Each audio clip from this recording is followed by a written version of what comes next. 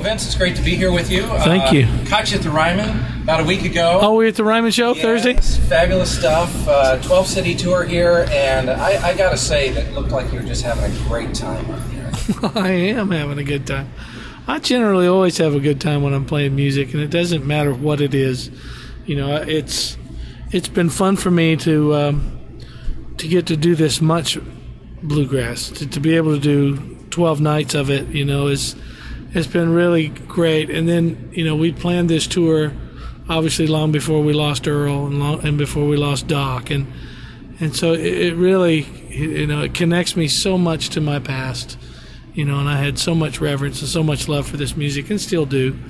I don't, you know, maybe not do it to the level I did back then and all that, but I love it the same. And so this has been a, you know, usually we only play one gig. We always play the Ryman show, their bluegrass series that they do in the summer, and that's about the extent of my bluegrass playing. You know, it takes me a while to get that mandolin chop back up to speed and all that, but playing all these nights, it's been fun because my playing is improved. You know, it's fun to see.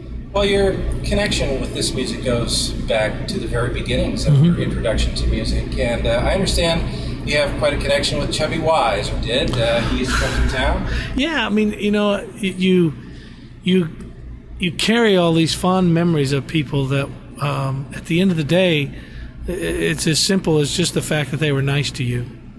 You know, and I always talk about that to people today. I said, man, be nice to those kids, because trust me, they'll love you the rest of their lives if you're decent to them when they're young. You know, and those were the kinds of folks. Chubby Wise would always, he had a history of using, you know, whatever bands at festivals to come and play, and he picked ours. You know, we had a little band in Oklahoma, played around all the festivals, and it was a lot of the good young pickers, and he liked us, and so it was a big thrill for us. And like I said, you just remember the people that were always just decent and nice to you. Never forget it. You've got a little freedom now. You're no longer with your label. Talk to me a little bit about what may be in the future for recording. Are we maybe going to see a full-scale bluegrass album here? Oh, you know, I don't know. These days had about a half a full-scale bluegrass record, I guess. You know, and that, honestly, that scratched the itch pretty good. You know, and not to say that I won't make another one, because I probably will. You know, I mean, this band is, it's unbelievable to get to play with this caliber of musicians that I'm playing with on this tour.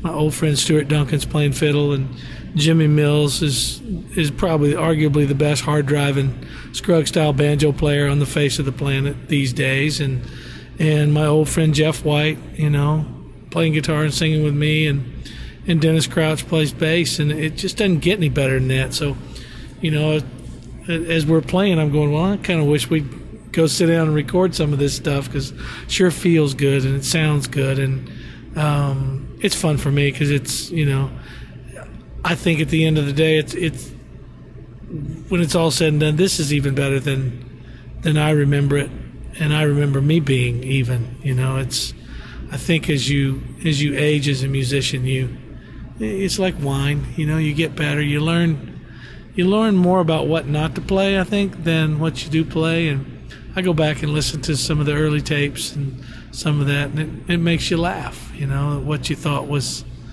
cool, and what you thought was hot, and what you thought was great, and all that. So I'm enjoying this at a time in my life that is my best stretch.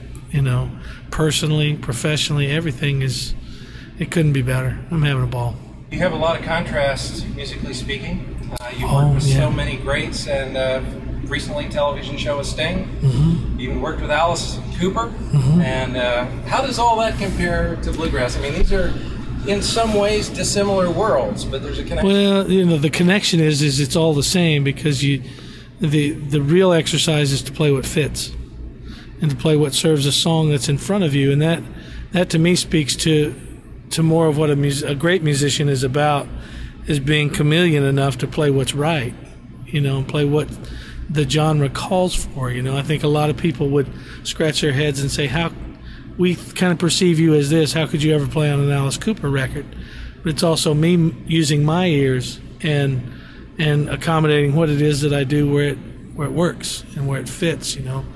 And that's all any musician, I think, that's worth his salt is trying to accomplish, is just being authentic and serve whatever it is, you know. I mean, I've had a long career of not only being my own artist, but being a session player and being a session singer and being in a position where I was called to do something for someone, and you had to do it their way, the way that they liked it and the way that served that record best. You didn't just get to go in and say, I'm going to do what I want, you know. And it's a great lesson in learning to, you know, play well with others, I guess.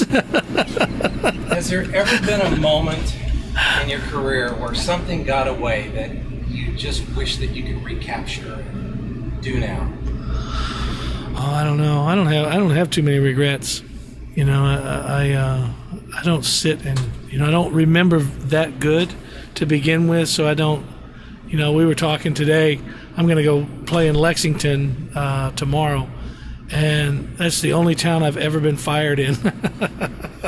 So, no, I was playing with Ricky and the band Boone Creek back in 1975 or 6, and there were no gigs, and I was the last one in, so I was the first one out. I got fired, and it was all good, you know, and maintained great friendships with all those guys ever since, so it was not that big a deal. But you know, just I don't even know what I was driving at, but I don't look back even at those times with a lot of regret, and I don't think it's good for you to carry that kind of stuff with you. You know, if you can let this life roll off your back, you know, you can't bring it back. So I don't have 1 ounce of worry about what I missed out on. You know, not one. Thank you, guys. Sure.